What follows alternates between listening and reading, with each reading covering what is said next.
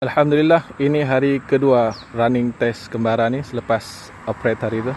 Tapi sekarang tersadai di tepi jalan sebab petrol habis. Bacaan meter tidak sama, tidak selari lah. Okay? Kalau kita tengok situ macam ada lagi lah kan, macam ada lagi. Tapi bila kita ketuk tangki, kosong.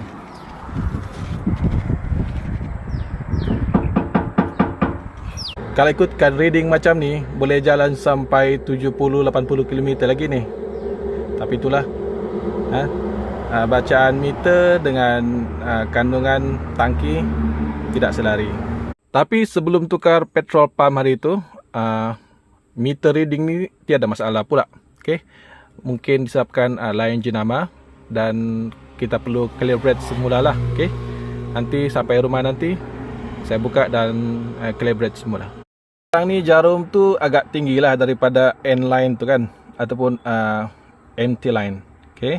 Jadi kita calibrate nanti, kita turunkan jarum ni sedikit supaya separas dengan end line. Untuk buat recalibration meter minyak ni, cuma perlu tanggalkan cermin depan ni. Okay? Tidak perlu tanggalkan meter sepenuhnya. Okay, lepas ni kita boleh start engine. Bukan start engine, on.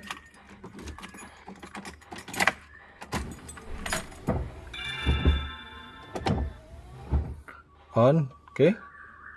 Kemudian kita turunkan meter.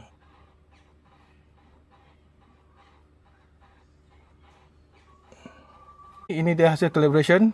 Kalau mau buat setting ataupun recalibration ni, recalibrate ni, ada dua kaedah. Satu, kita isi minyak full, okay.